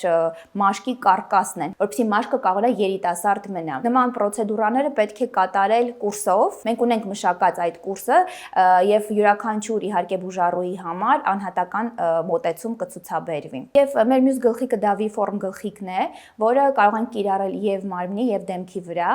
Այս գլխիկը իրականացնում է բոլորի շատ սիրելի ցանկալի նիհարեցումը, կրկնակզակի վերացումը հենց դեմքի հատվածում, եթե կան արտահայտված այտոսկրեր, դա նույնպես կարող ենք փորձել դեմքը մի փոքր նիհարեցնել։ Այս գլխիկի լավ լինել ինչու՞մն է կայանում, որ ինքը միանգամից երկու ֆունկցիա է կատարում եւ վակուում է իրականացնում, որը ազդում է մեր արյան շրջանառությունը լավացնում է եւ բերում է մաշկի ձգման եւ RF է տալիս, այսինքն իրականացնում է ճարպայրում։ Նույն պրոցեդուրայի ժամանակ մենք կարող ենք ունենալ եւ նիհարեցնող, ճարպայրող պրոցեդուրա եւ եւ իհարկե մաշկը ձգող։ Այսինքն սրանով մենք կարող ենք ունենալ ջոլի պրոֆիլ ասվածը, մի փոքր ավելի սրացած դնչիկ, կրկնակզակի վերացում եւ ստորին ծնոտի անկյունների ընդգծում։ Այո, իհարկե կարող ենք ունենալ, սակայն պետք է մեր անատոմիան դա թույլ տա։ Դրա համար շատ կարեւոր է անհատական մոտեցումը ցույց տալ։ Շատ դեպքեր է լինում, որ մարդիկ կրկնակզակի վերացումից հետո իրենք էլ զարմանում են, որ իրենք ունեն այդ ոսկորը եւ կարիքը չէր լինում ընդհանրապես կատարել ֆիլերային աշխատանք։ Եթե կլինեն ցուցումներ, որ պետք է կիրառվի լիպոլիցիկներ, այն ավելի իհարկե լավ արդյունք կարող է բերել, սակայն առանց դրա նույնպես իր առավելություն հենց կանում է դրանում, որ ինքը միանգամից երկու ֆունկցիա է կատարում։ Իհարկե կլինեն անհատական դեպքեր, երբ որ չկա կորած է այդ անկյունը, մենք հետագայում կարող ենք դա ֆիլերի միջոցով ընդգծել, սակայն առաջնային անպայման այդ կրկնակզակը, որը առաջանում է, որը փոխում է ընդհանրապես դեմքի օվալը, մենք կարող ենք առաջնային վերացնել այդ կրկնագզակը եւ բնական ընդգծել ոսկորը եւ գուցե եւ ընդհանրապես կարիք էլ չլինի ֆիլերային աշխատանքի։ Իսկ սարքի միջոցով որևէ խնդիր լուծել է, ենթադրում եմ մեկ անգամյա այց, թե սա ավելի համալիր մոտեցում է պահանջում։ Գիտեք, կախված է նախ դեպքից, դրա համար է շատ կարեւոր առաջնային կոնսուլտացիան, սակայն կան պրոցեդուրաներ, որոնք մի քանի այց են ենթադրում։ Լավ արդյունք ստանալու համար բնականաբար մենք բոլորս հասկանում ենք, որ մեկ այցով երբևէ լավ արդյունք չենք կարող ունենալ։ Սարքի պրոցեդուրաները ենթադրում են նաև համակցում այլ պրոցեդուրաների հետ, թե առանձին պրոցեդուրաներ են։ Կարելի է իրականացնել եւ առանձին, եւ համակցված, դա շատ ինդիվիդուալ է, սակայն եթե ցանկանում ենք ունենալ շատ լավ արդյունք, բնականաբար համակցված տարբերակը ավելի նախընտրելի է։ Նոր սարք Հայաստանում միակն է, թանկ է։ Ոչ, շուկայական գների համեմատ ինքը բավական միջին գնարժեք ունի եւ կարծում եմ հասանելի կլինի մեր բնակչությանը։ Ելենայի Instagram-յան էջը եւ իմպլանտումի տվյալները կթողնեմ հաղորդման նկարագրության բաժնում։ Յուրաքանչյուր մարդ ինքն իր համար ունի իր ճշմարտությունները, իր արդարացումները եւ երբ ինչ որ հարց տալիս ենք, բնականաբար հայ յուրաքանչյուր ոք իր տեսանկյունից պատմում է իր ճիշտը, բայց երբեմն լինում է, որ հետ հայաց նայում է ժամանակ հետո նույն սառած էմոցիաներով ու ավելի նկատում է իր սխալները։ Ըստ ձեզ դուք լավ ամուսին եք եղել։ Ես միանշանակ լավ հայր եմ եղել ու կամ ու հաստատ կլինեմ, ամեն ինչ կանեմ, որ լինեմ։ Ամուսին լինելը, ես նաև եղել եմ շատ լավ զավակ իմ ծնողի համար։ Ու ես կարծում եմ, եթե մարդը լավ զավակ է ու լավ ծնող, կարևոր չի ինքը ինչ ձևի ամուսին է եղել։ Դե ամեն դեպքում ընտանիքում։ Դե ես ասում եմ իմ կարծիքը, որովհետև ամուսինները իրանք, տեսեք, օտար մարդիկ են, օտար միստուկացով, օտար գենետիկայով, օտար դաստիարակությամբ, տարբեր, օտարը սխալ եմ ասում, տարբեր դաստիարակությամբ, ու այդ մարդիկ մի օր հանդիպում են իրար էմոցիոնալ պահից դրդված, որտեղ սիրահարվում են, սիրում են, չէ՞, որոշում են կայացնում ամուսնանալ, ու հետո այդ էմոցիաները քիչ-քիչ սկսում են նվազել, որը տրամաբանական է, կարող է լավ չի, բայց տրամաբանական է, այդ էմոցիաները ուրիշ շերտ են գնում ու տակը մնում է այդ իմ ասած դաստիարակությունը, գենետիկան, IQ-ն ու միշտ չի պարտադիր, որ իրանք իրար համընկնեն։ Այդ չի նշանակում, որ այս մի կողմը վատ դաստիարակություն ունի, վատ գենետիկա, չէ, կարող ամեն ինչ շատ լավ է, բայց իրանք չեն համընկնում իրար։ Պլյուս կենցաղ, հա, ինչքան էլ ես ձեզ հարգեմ ու սիրեմ, բայց եկեք մեզ մի հատ թող փակեն այս մի սենյակի մեջ 7 օր 24 ժամ, մենք չգիտենք իրար կսպանենք թե ոչ։ Որ մեկս առաջինը պատուանից մեկին կնետի կամ կթունավորի կամ ուզում ասեմ այդ կենցաղը անընդհատ իսկ այն ժամանակ էլ այդ փորձը չունես, չես հասկանում ոնց ճիշտ դասավորես, հա, մի խոսքով ուզում ասեմ լավ ամուսին լինել կամ լավ կին լինել, դա ինձ թվում է դա հայելապատ է, եթե ամուսինը վատն է, չգիտեմ այդ ոնց է գնահատվում, բայց ենթադրենք եթե վատն է, ուրեմն կինն էլ է այդտեղ մեղավոր։ Եթե կինը վատն է, ուրեմն ամուսինն էլ է մեղավոր, որովհետև իրանք հայելապատ իրար հանդիպել են, գրկել են իրար ու որոշել են իրար հետ գնան առաջ։ Ուրեմն եթե չի ստացվում, երկուսի մեղքի բաժինը կապ, ինչ կապ ունի, մեկը 30%-ում այս սիտուացիայում է մեղավոր, մյուսը 70%-ում այս մյուս սիտուացիա։ Եթե չկա այդ փողզիջումը, եթե չկա այդ լիքը բաները, դու ուզում ասեմ, ես կդժվարանամ ասեմ, ես լավ ամուսին էի թե չէ, այդ կարակի դեպ Օլեային հարցնեք, բայց որ ես փորձում եմ ամեն ինչ անեմ, որ ես լինեմ լավ հայր, այնքան ինչքան որ ես դա հասկանում եմ, ես դա անում եմ, անելու եմ։ Քիչ առաջ պատմում եք, որ դուք շատ համբերատար եւ զուսպ եք, բայց եթե ափերից դուրս գաք, դա ծայրահեղ է լինում։ Այ երբ էմոցիաների տակ ափերից դուրս եք գալիս, ես ցավոք շատ հաճախ կանանց հետ խոսելիս հասկանում ենք, որ ընտանիքում այդ էմոցիաների տակ լինում է բռնություն եւ այլն եւ այլն։ Ձեր ընտանիքում երբևէ բռնություն եղել է թե չէ։ Չէ։ Երբևիցե մեր ընտանիքում բռնություն չի եղել, որովհետեւ ես լուծումը գտել էի, ես երբ մենք կռվում էինք, ես գնում էի իմ սենյակի, հատուկ կաբինետ ունեի ինձ այնտեղ սարքած, գնում էի իմ սենյակ ու սկսում էի գրել դա։ Այն ինչ որ տեղի ա ունեցել, սկսում էի թղթին հանձնել։ Որտեւ ես հասկանում էի, որ այն ինչի շուրջ մենք հիմա կռվում ենք, հա երբ որ դու ներսը կռվում ես, դա դժոխք կա, բայց կողքից որ նայում ես, շատ զավեշտալի պատմություն։ Գրեթե կենցաղային բոլոր վեճերը, եթե նայում ես ոչ որպես ամուսին կամ կին, այլ նայես կողքի, դու որտեղ կողքին նստած ես նայում ես իրա, շատ ծիծաղալու բաների շուրջ են մարդիկ վիճում։ Ու ես դրան գրում էի, որ գրում էի, համ թեթևանում էի, համ եկավ ժամանակ, երբ որ դարավ ինքը ներկայացում, որոշակի մեծ մասը այդ գրածի ես հետո օգտագործեցի ներկայացման մեջ։ Կամ ես ուղղակի տնից դուրս էի գալի։ Ես 2 մեթոդ ունեի։ Եթե զգում եմ, որտեվ ես գիտեմ, որ ես շուտ եմ բռնկվող, բայց գիտեմ նաև որ շուտ եմ սառչում,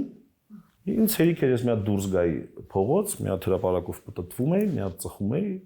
հետո արդեն գալիս էի։ Լինում էր որ ավելի երկար ժամանակով էի գնում, այսինքն հենց հասնում էր պիկի, ես թողնում գնում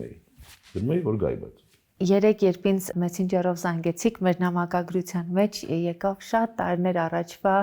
մի հարցազրույց, որը ձեզ հետ արել էի տպագիր մամուլի համար, եւ այնտեղ խոսքն այն մասին էր, որ երազում եք նաեւ աղջիկ ունենալ։ Այդ երազանքն առ այսօր ապրում է ձեր մեջ։ Այո։ Չնայած ոչ մի գործուն քայլեր դեռ այդ առումով չեմ կատարում, բայց երազանքա թող դեռ մնա, տենց բաները ու առհասարակ թե ամեն բան Աստծո կամքի վրա է, դրա համար ես իրավորոշելու վրա էլ թողել եմ։ Դուք հիմա մտածում եք երկրորդ ընտանիք ստեղծելու մասին կամ գուցե ունեք, չեք խոսել այդ մասին, որովհետև շատ ավելի զուսպ եք անձնական կյանքի մասին խոսելիս։ Ընդհանրապես չեմ խոսում, դուք ուղղակի չգիտեմ ոնց խոսացրեցիք, ես էլ հարգելով ձեր պրոֆեսիոնալիզմը, եթե ոչ մեկ այսքան ժամանակ չէր կարողացել դա անել, իսկ դες հաջողվեց, ես շարունակում եմ խոսել այդ թեմայով։ Շեղվեցի հարցից։ Հիմա ընտանիք ունեք կամ պատրաստվում եք։ Ոչ։ Էլի ոչ։ Այն մի հատ այնպես լավ խոսք է։ Ասում եմ, ինչի երկրորդ անգամ չես ամուսնանում, ասում եմ, ինչի առաջի անգամից քեզ ինչը པարզ չէր, որ ուզում ասեմ, ինձ առաջի անգամ էլ արդեն ամեն ինչ པարզ էր, երկրորդ անգամ այս պահին քիչ հումոր արեցի, բայց իրականում ես այս պահին դրա կարիքը ու պահանջը չունեմ, որովհետև ես ունեմ 2 հրաշալի որդի, որոնց հետ ես գրեթե ամեն օր ժամանակ եմ անցկացնում, այսինքն ինչն է ընտանիքում կարևորը դա երեխաներն են, մթնոլորտն է, եւ մթնոլորտը ես ունեմ։ Ես էլ ունեմ, Օլյան էլ ունի։ Ինչն է, տան ինչը կենցաղային հարցերով ես շատ ինքս լավ զբաղվում եմ, ոչ մի խնդիր չկա։ Էլ ինչը։ Սերը չկա։ Պետք է սիրահարվես, որ սեր լինի։ Չեք սիրահարում հիմա։ Մի քանի օրով։ Ոնց որ միշտ այլ է։ Հետո սեր ինչ է։ Սեր առ երեխա, գիտեմ ինչ է։ Սեր առ Աստված, գիտեմ ինչ է։ Սեր առ ծնող, գիտեմ ինչ է։ Բայց սեր առ մարդ ում սիրահարվել ես, գիտեմ երևի ինչ է, բայց տենց Ձեզ մոտ սերը հակառակ սերի հանդեպ ինչ որ առումով նաև ցավի հետ է ասոցիացվում։ Չէ։ Մենք խոսում ենք սիրահարվածության մասին երևի, թե որը հետո սեր է դառնում, որը հետո ընտանիք է դառնում։ Կամ չի դառնում։ Չէ, ինքը սկզբից սիրահարվածություն է լինում, հետո դառնում է ընտանիք, իմ կարծիքով, որտեղ մարդիկ որ ամուսնանում են, իրենք սիրահարված են լինում, իրանք ուրիշ էմոցիաներ են զգում իրար հանդեպ։ Շատ այլ տիրույթում են լինում լավ իմաստով։ Սկզբից լինում է սիրահարվածություն, որի արդյունքում ձևավորվում է ընտանիք, հետո նոր կամ ձևավորվում է սեր կամ չէ։ Այսինքն այս տարիների ընթացքում էլ սեր ձեր մեջ չի ձևավորվել, թե ինչ որ առումով նաև խուսափել եք այդ ամեն ինչը ընտանիք դարձնելուց։ Չէ, իմ մեջ միշտ կա սիրահարվածություն, միշտ կա Չէ, դա սիրահարվածություն կոնկրետ օբյեկտի հանդեպ, որովհետև այդ ներքին զգացողությունը, որ կա, նաև կյանքի հանդեպ էլ կարող է այդ սիրահարվածությունը լինել, բայց Հա, բայց տեսեք, կարաս լրջացնես, բայց ինչի՞ է պարտադիր ամուսնանալ։ այսինքն կարելի է երջանիկ լինել ուղղակի հարաբերությունների մեջ լինելով եւ դա կենցաղ չբերելով։ Կարելի է շատ ավելի երջանիկ լինել, այո, հարաբերություններ ունենալով ու կենցաղ միասին չմտնելով։ Թագավորական ժամանակներում ոնց էր, որ ամուսնանում էին, կինը ապրում էր պալատիային ծայրում, ամուսինը լրիվ այն մյուս։ Ու եթե ամուսինը մենք ես ներկայացնում ենք, ունենք այդպես մի հատ հատված։ Ու եթե ամուսինը ցանկանում է իր ամուսնական պարտքը կատարի, ինչ էր անում։ Ծառաներին ասում են, գնացեք մեզ հարցրեք, կամ թե չէ։ Եթե թագուհին ցանկություն ունենում է, ժամանակ էր ուզում։ Ու այդ նույն ծառաները երկուսին, պատկերացնում եք, չէ, սյունացնում էին, փուփուշացնում էին, դուխիները փչում էին, ինչ թերություններ կա կորսետով ձգում են։ Երկուսով հանդիպում էին ննջարանում, որից հետո թագավորը չէր էլ մնում գիշեր այնտեղ։ Էլի գնում էր իր ննջարան։ Առավոտյան նույն ծառաները էլի սյունացնում էին, փուփուշացնում էին, իջնում էին նախաճաշի, սեղանի երկարությունը մոտավորապես մի 10 մետր, այն ծերը նստում էր կինը, այս ծերը ամուսինը։ Եթե սենց կենցաղային պայմաններ պիտի լինի, որ դու այդ ամբողջ թերությունները դու տեսնում ես մարդուն, հավանում ես, չէ, սիրահարվում ես, այնց ոնց որ սիրահարվում ես, նույնն էլ ինքը։ Հետո մտնում եք կենցաղ, փոքր սենյակ, ինչքան էլ մեծ լինի այդ։ Ու դուք ամեն ինչ իրար հետ տենում եք։ Ու արդեն խառնվում է իրար, դառնում ես քույր, եղբայր, չես հասկանում ինչ ես դառնում, էլի։ Դրա համար ես կարծում եմ, որ ես դեռ չեմ ուզում։ Շատ հետաքրքիր կոնցեպտ էր բացատրություն։ Ապել ձեր որդիների հետ հիմնականում ինչով եք զբաղվում ու տեսեք նշեցիք, որ ձեզ համար շատ կարևոր է լավ հայր լինելը։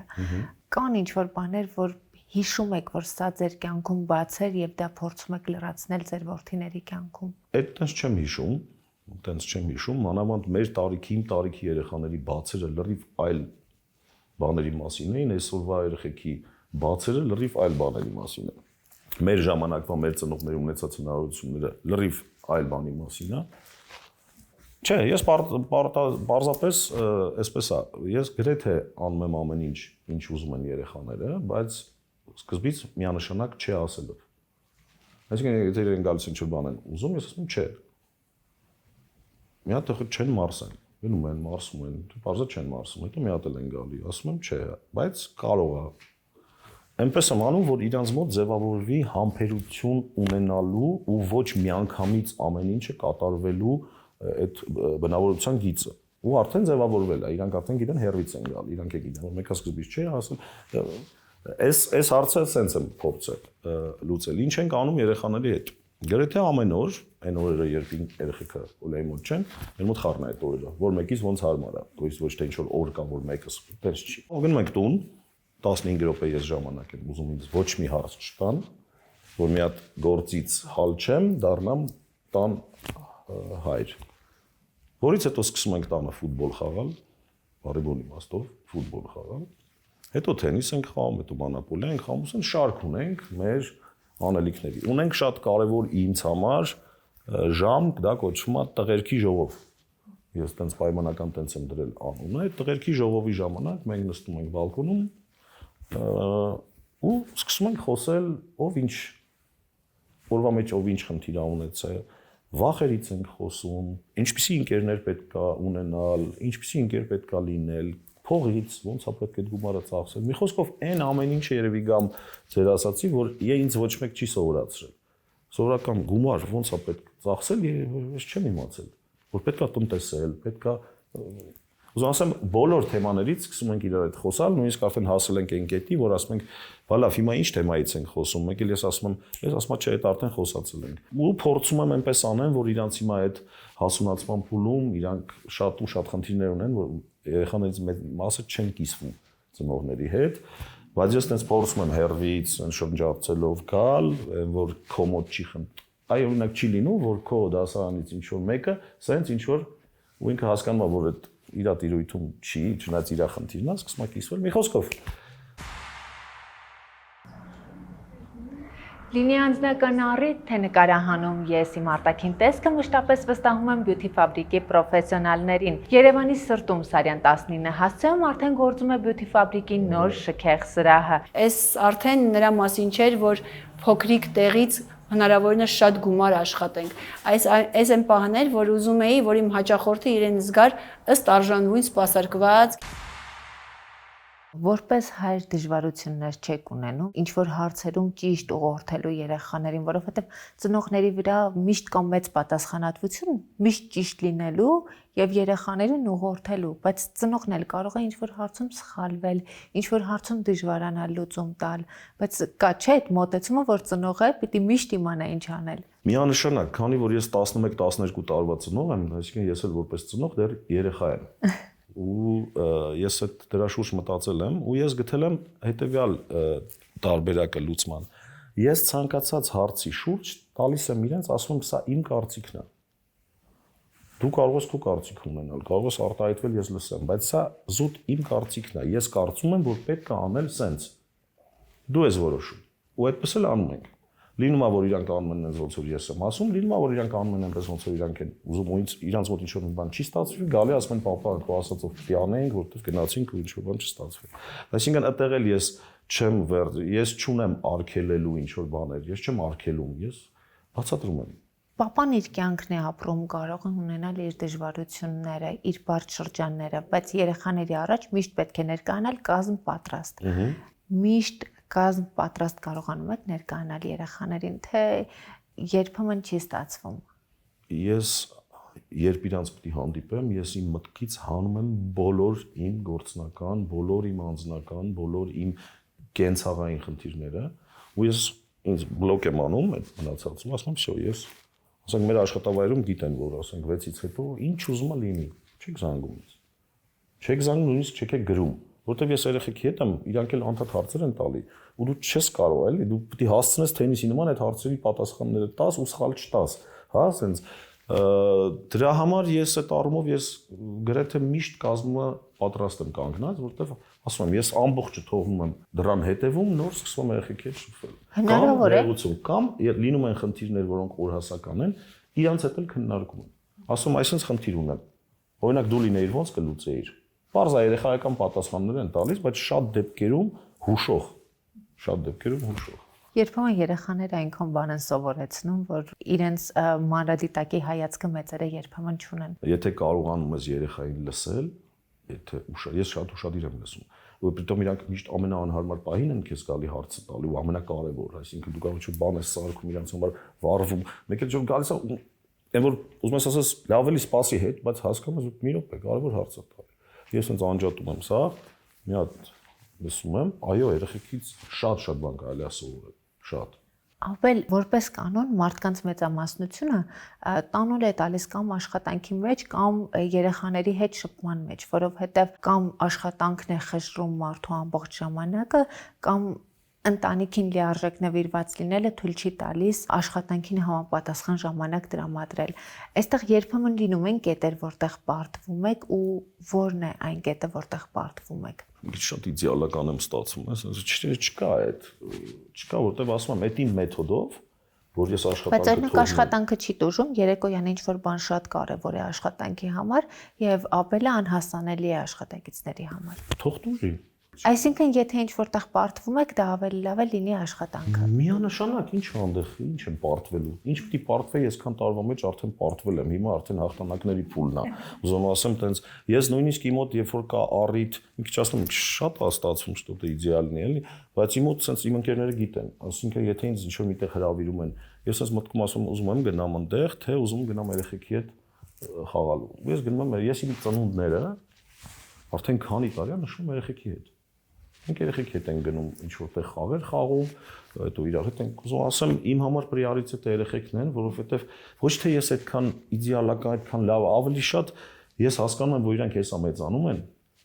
արդեն հեսա անցում այն փուլն էլ անցավ, արդեն են լինելու են, որ զանգում ես լավ էլի պապա անգերոջս հետ նստած եմ, ես ինչքան կարացել եմ վայելել եմ իրանց այդ փոքր լինելը, հասկանալով, որ Հեսա մեծանում են։ Չնայած արդեն հիմիկվանից պլաններ գծում են ոնց եմ նաև վայելելու իրանց մեծանալը, բայց այդ փոքրը էլ վсё, էլ չի լինելու, էլ չի լինելու։ Սա խորհուրդ է, որը կանանց են շատ տալիս, որովհետև մեծ մասամբ ավելի շատ տարածված է, որ կանայք են ավելի շատ ժամանակ անցկացնում երեխաների հետ, բայց երբ հայրն էլ այսքան ժամանակ է տրամադրում երեխաներին, միշտ հիշեցնում եմ, որ գալու է շրջան, երբ երեխաներն իրենց կյանքով են ապրելու եւ ինչ որ առումով այդ դատարկությունը կամ ժամանակի բացը ավելի նկատելի է լինելու։ Դուք մտածում եք այս մասին, թե այդքան հեռուն չեք գնում։ Մտածում եմ հերիք չի, վախում եմ այդ պահից, բայց իմ ստրախովկաները ունեմ,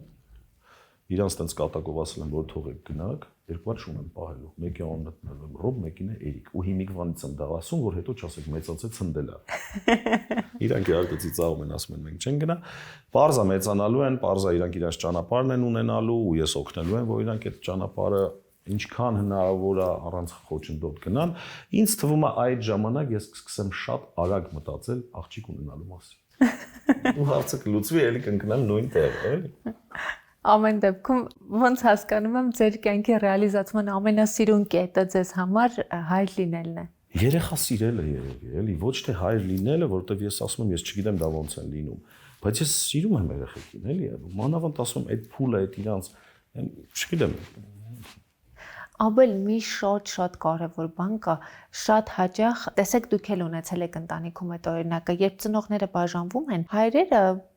կարծես երեխային ընկալեն կնոջ միջոցով, այսինքն բաժանումից հետո մոռանում են, որ անկախ բաժանումից, անկախ ամեն ինչից իրենք հայր են։ Դուք բաժանումից անմիջապես հետո միևնույն է այդ ձեր ընկալումը որպես հայր չէիք կորցրել, թե ինչ որ շրջան անցակ հասկանալու համար, որ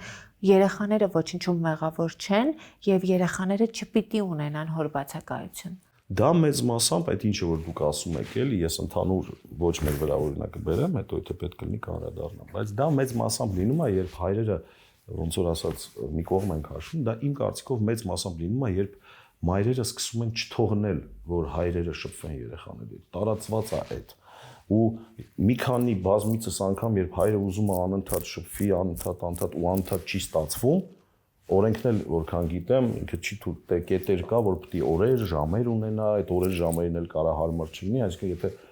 ծնողը մաման ուզենա, կարա այնպես անի, որ հայրը դոկուս չունենա։ Կարա, օրենք այնտեղ կարա այդ օրերին, որ ժամերին, որ հարմար էր վերցնել, ասի հիվանդ են երեխեքը։ Մի խոսքով, եթե չարություն մտած եղավ մարդկանց մեջ, այդ կարա լինի։ Մեր դեպքում մենք չհասցրեցինք այդ չարության։ Մի պահ ինչ որ sense մի հատ ինչ որ եկավ, sense մի հատ ինչ որ կետ, որ sense դեմքերով էինք իրար, նույնիսկ ինչ որ հայցադիմումներ, բան sense ինչ որ բան փուլ սկսվեց, ու հետո ասում եմ, հետո այդ փուլը անցավ, որովհետև մենք երկուսս էլ հասկացանք, որ խիբ արդասնենք մեր կյանքը, եթե կարանք միասին հեշտացնենք համ մեր կյանքը, համ երեխաների։ Ու հիմա մի ամուր ուժերով այդ ամեն ինչը մենք անում ենք։ Իդեպ հայցադիմումներ, դատական կարգով բաժանություն, դա հաճախ լինում է ոչ միայն հենց բաժանության, այլև ունեցված կիսելու մասին, ալիմենտներ վճարելու մասին ու շատ հաճախ զույգերը հենց այստեղ են խնդիր ունենում։ Արտերկրում շատ ավելի տարածված է ալիմենտ վճարելու մշակույթը, ինչ որ ծախսեր կիսելու մշակույթը Հայաստանում որպես այդպեսին այդ մշակույթը մենք չունենք, դա արդեն լինում է զուտ անհատի պատասխանատվությունը, հա։ Դուք այս պատասխանատվությունը որքանով ստանձնեցիք եւ կիսեցիք, թե որոշ բաներ ամեն դեպքում մայրիկի միշտ ասում են, չէ, որ երեխաների հոգսը ավելի շատ ամեն դեպքում այն մարդունն է, ում հետ երեխաները ապրում են, որովհետեւ այդ առօրյա ծախսերը հաշվելի չեն։ Հաշվելի են։ Կանանց ծախսերը հաշվելի չեն, բայց մնացած բոլորի ծախսերը հաշվելի են, թե երեխաների, թե տղամարդկանց։ Այդ խնդիրը իմ մոտ չի եղել, որովհետև ես մի օր ինձ ուղղակի հարց տվեցի, ասացի, որ ինչ կապ ունի բաժանված, թե ոչ բաժանված։ Մեկը, եթե բաժանված չլիներ, անելու էիր, всё, ագնա արա։ Ու միջև օրս ես անում եմ այնքան, ինչքան ես կարողանում եմ, ու բավականաչափ է դա, Ուլյան անում է այնքան, ինչքան ինքն է կարում, էլի կարծում եմ բավականաչափ է։ Մենք այդ խնդիրը չունենք իրար մեջ էլ նույնիսկ, հանգիստ կարող ենք իրար զանգել ու այդ հարցը շատ արագ կարգավորել։ այս տիրույթում էլ մեր մոտ այդ ամեն ինչը կարգավորված է։ Ապել, երբ արդեն խոսքը դաստիարակության մասին է, հա, տեսեք, դուք նշեցիք ինչ-որ կետեր, որտեղ չեմ ասի խստություն, բայց չէից եք սկսում գալ մինչև հան եւ դրա համար ունեք ձեր բացատրությունը։ Բայց երբեմն ծնողների միջև ձևավորվում են լավ առումով մրցակցություն, որոշ ընտանիքների դեպքում վատ առումով, բայց ձեր պատմածից ես չեմ կարծում, որ ձեր մոտ այդ վատ մրցակցությունը կլինի ամեն դեպքում, հա, երեխաները ավելի շատ սիրում են այն ծնողին, որն իրենց ավելի շատ է հասկանում։ Իհարկե այդ մամայի պես շատ սիրում, պապայի պես շատ սիրում հարցը երբեք տեղին չէ, բայց ամեն դեպքում երեխաների մեջ հիմա էլ խոսում ենք շատ մարդկանց հետ, ասում են հայրիկիս հետ ավելի կապված եմ եղել, որովհետև ենթադրենք էմոցիոնալ կապը ավելի ուժեղ է եղել կամ հակառակը, մայրիկիս հետ եմ ավելի կապված եղել։ Այս խստության մեջ ամեն դեպքում հանկարծ դիրքերը չզիջելու մրցակցություն ունեք, թե չէ։ Չէ, չունենք, անկեղծ չունենք, որովհետև մի անգամ տենց խոսակցություն ունեցել ենք այդ թեմայով ու ես մի օր ասացի, ժորդ, տղա երեխեք են, մեծանալու են ինչ դառնան, պապա թե մամա, բնականաբար պապա, այսինքն դաստիարակությունը տղամարդու տղայի հանդեպ, այս դեպքում պիտի ավելի շատ լինի, եթե աղջիկ լինեն, բնականաբար աղջիկներին էլ մաման պետք է ավելի շատ դաստիարակի, որ մամայի նման դառնա։ Ուզում ասեմ, այս տիրույթում էլ մենք խնդիր չենք ունեցել գրեթե, շատ արագ իրար հասկացել ենք ու երեխաներն էլ հավասարաչափ կախվածություն ունեն թե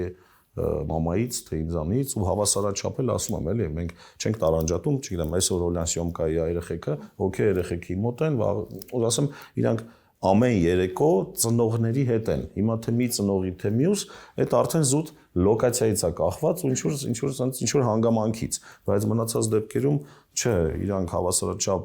համ Օլյայի հետ են կապված, համ իմ հետ, թե ես պապա եմ, մի քիչ պարզա իմ հետ ավելի շատ են կիսվելու, տղայական հազար ու մի հարց կա, որ մամային դժվար է ասելու։ Ոնց որ ես երեխա ժամանակ չէի ասում, տղայական հարցեր կան, ոնց որ աղջկական հարցերով էլ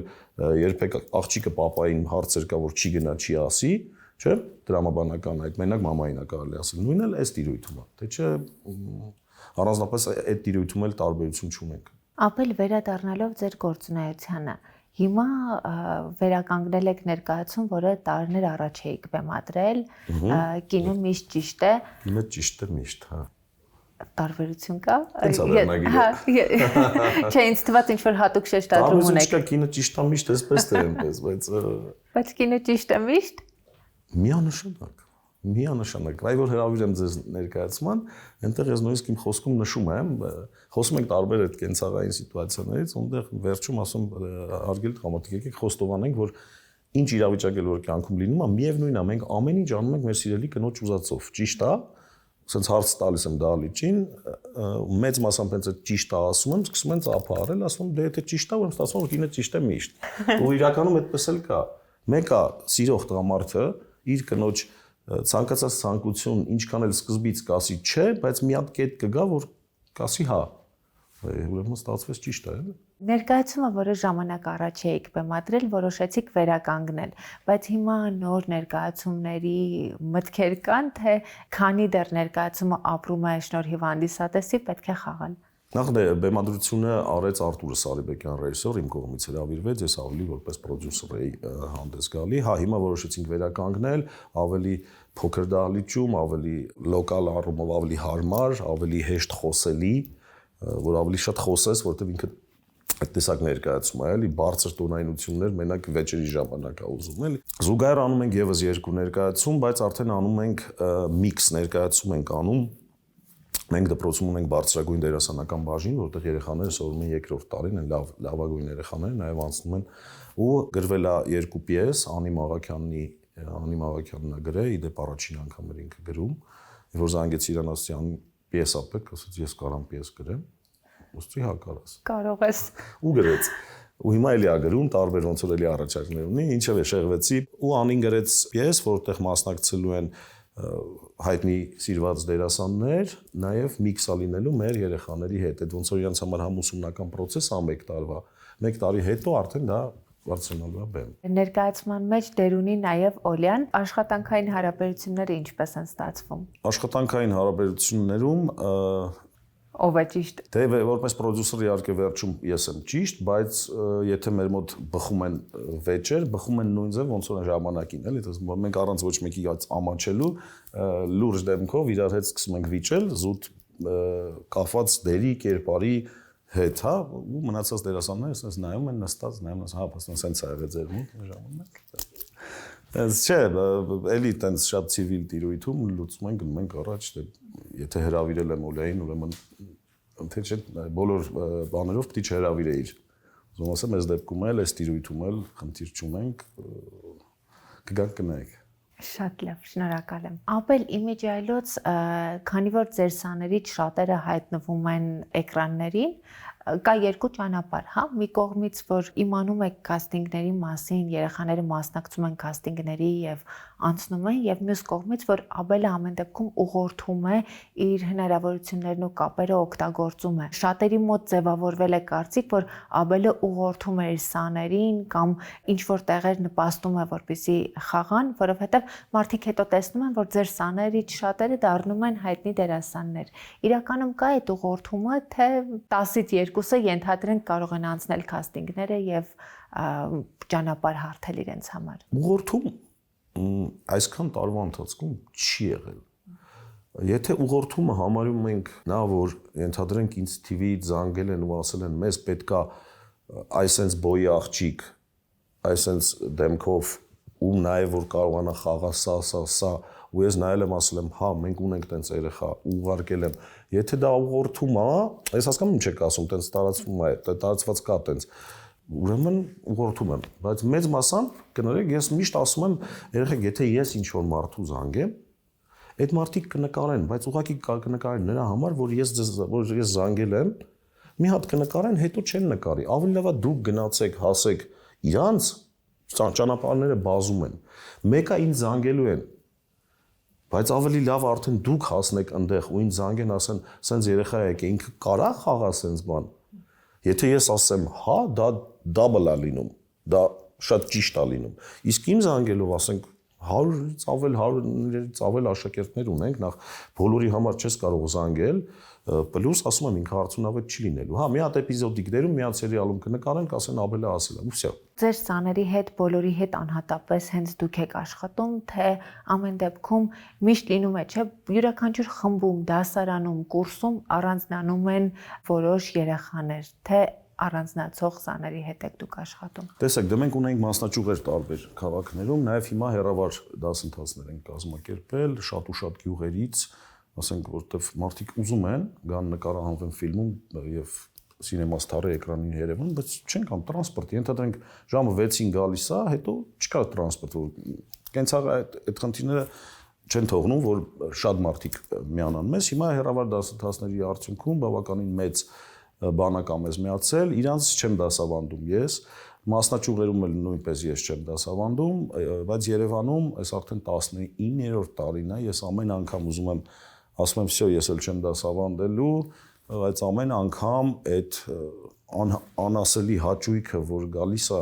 սկսնակ մի երիտասարդ ու դու իրանից կարողանում ես մեկ տարվա ընթացքում գոնե պատրաստես լավ իմաստով պատրաստես այն մարդուն, ով որ ես միշտ ասում եմ, մենք ոչ թե պատրաստում ենք դերասան, այլ մենք պատրաստում ենք սկսնակ մարդ, ով որ իրավունք ունի գա նկարահանման տաղավարում կանգնի պրոֆեսիոնալ դերասանի կողքին ու պրոֆեսիոնալ դերասանը չասի էսով է։ Կարող է չասի էսով է, հա, մի քիչ տենց վատ ակտորսկի եմ հիմա ասում, բայց իրավունք ունենա մարդ, ով որ իրավունք ունի պրոֆեսիոնալ տաղավարում կանգնի պրոֆեսիոնալ դերասանի կողքին։ Մեր ամբողջ զրույցը ամփոփելով ես ինչ որ առումով նաև հասկացա թե ինչու դերասանական կարիերայից հետո դուք ընտրեցիք երեխաների հետ աշխատելը, որովհետև ենթադրում եմ, որ չեմ ասում նույնությամբ, բայց այն սերը, որ կա ձեր երեխաների հանդեպ, դա արդեն նաև կյանքի մոտեցում է, հա, սիրել երեխաներին առհասարակ, կյանքի այս կետում, այս աշխատանքի մեջ գտել եք ձեր երջանկությունը։ Ոայ Աստված շատ չհամանի, բայց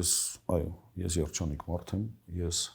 իմ պահանջները բերել եմ այն չափի, որոնք որ ինձ հերիքում է Իմ ջանքերը ավելացրել եմ այնքան, որ իմ պահանջներին հերիքի, որովհետև մարդիկ, ինչու երջանիկ չեն մարդիկ, շատ դեպքերում, որովհետև կամ պահանջներն է մեծ, կամ ջանքերն է քիչ։ Եթե դու կարողանում ես այնպես անես, որ պահանջներդ բերես ռեալ չափի ջանքերդ էլ ավելացնես, դու երջանիկ ապրում ես։ Դա լինի եթե ֆինանսական մոդելում, թե մարդկային հարաբերությունների, մենք պահանջի դիմացինի հանդեպ շատ ենք դնում։ Բայց այս պարագայում բալանսը գտնելու համար առաջնային է պահանջները մի քիչ նվազեցնել, թե ջանքերը ավելացնել։ Ամենաճիշտը պահանջները նվազեցնել ոչ ցավոտ սահմանին,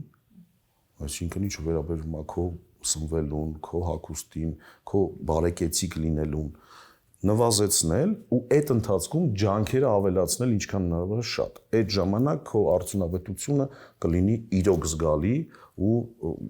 իսկ մենք ինչ ենք անում, մեր պահանջները գնալով բարձրացնում ենք ու շատ դեպքերում անհիմն կարանք առնենք 1 հատ մայկա, գնում առնենք 3 հատ մայկա այդ ամիս։ Կարանք 1 հատ առնենք, ընթացքում ավելի շատ աշխատենք, էլի, իսկ մենք հակառակը պահանջները բարձրացնում ենք, մտնում ենք վարկերի մեջ, չենք գիտակցում ինչա դա տեղի ունենում, իսկ ջանքերն չենք ավելացնում։ Պահանջները մեծացավ, ջանքերը մնաց նույնը, ոնց գնում էր ինքը աշխատում էր 150,000 դրամ ամսական աշխատավարձ այդ մարդը, այդքան էլ շարունակում է, այդ դրա համար է դիսբալանս է լինում։ Իսկ այստեղ կարևոր է նաև ֆինանսական գրագիտությունը, թե տեսակի եւ պայքարող տեսակի հարցն է գալիս առաջին պլան։ Անպայման կարևոր է ֆինանսական գրագիտությունը մեր հասարակության մեջ, լավ, ես իմ շրջապատը ասեմ, մեծ մասը չի տիրապետում, ֆինանսական գրագետ չի։ Չի հաշվարկում իր, բոլորը գիտեն ինչքան ունեն եկամուտ, ոչ մեկ չգիտի ինչքան ունի ծախս։ Շատ այր ես նույնիսկ մեր աշխատակիցների մեջ եմ դա անում, ես վերջերս էլի արի, ասի հələ գրի չթուղթ բեր, մի հատ հաշվենք, ինչքան ես դու գումար վաստակում, այսքան, մի կետով գրվեց։ Մնացած բոլոր ծախսերը սենց գրեցինք, ասում եմ լավ, իսկ ենթադրենք ծննդի գնում ես, հա, ինչքան գումար ես տանում, մոտավոր այսքան գրել եմ, ինքը չի հաշվարկի։ Ասենք քո անձնական, չգիտեմ, հիգիենայի պարագա։ Սենց գրեցինք բան, ումը հաշվեմ, ձերն է որ հաշվեմ, վստահ եմ, դուք ավելի շատ եք ծախսում, քան աշխատում եք։ Չեմ ալարի, նա թուղթ ու գրիչով կհաշվեմ։ Այսինքն մարդկանց մեծ մասը շրջանում հայ ես վերանորոգման մեջ եմ։ Վերանորոգումն է որ չլինի, միևնույնն է, ուզում ասեմ մարդկանց մեծ մասը գիտի ինչքան է աշխատում ու գրեթե ոչ մեկ չգիտի ինչքան է ծախսում։ Ու էլի նույն այդ պահանջները, մարդն ասում է ինչքան գումար է քեզ պետք, ասում է դե $2 միլիոն, ասում ես ինչի, ասում է դե թողնի, ասում եմ չէ, եղբայր, ասենք ես ունեմ 2 տղա, ինչ է ինձ պետք, մոտավոր գիտեմ իրանց համար ինչա պետք, պետք է այսքան ու այս չափի, ոչ թե այսքան ու այս չափի, այսինքն եթե դա հաշվելի սարքես, քոնն էլ հաշվելի սարքես, ֆինանսական առումով գոնե կլինես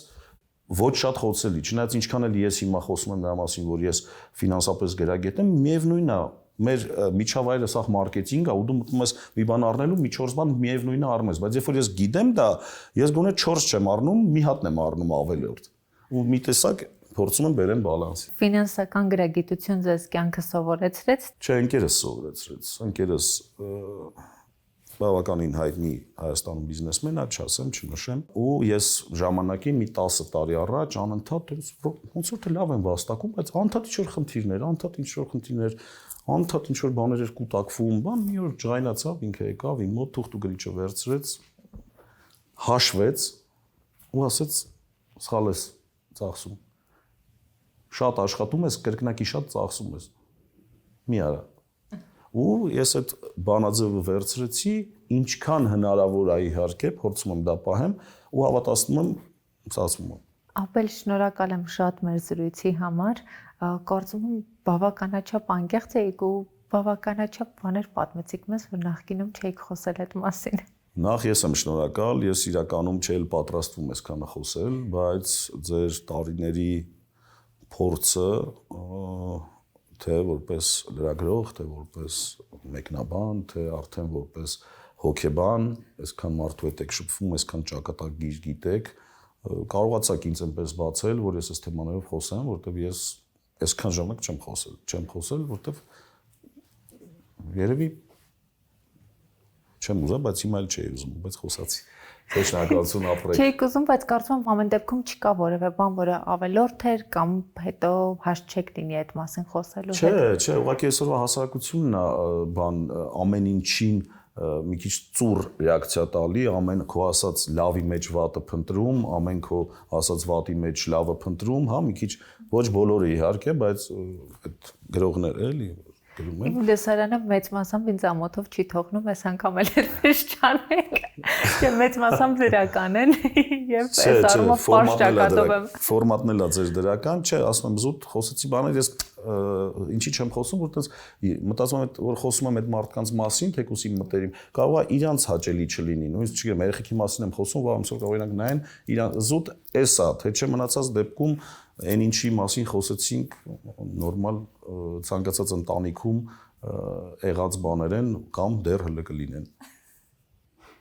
Շնորհակալ եմ շատ։ Ես եմ շնորհակալ։ Իսկ դուք հետևեք Live Room-ին, բաժանորդագրվեք YouTube-ի իմ ալիքին, որպեսզի բաց չթողնեք մեր թողարկումները։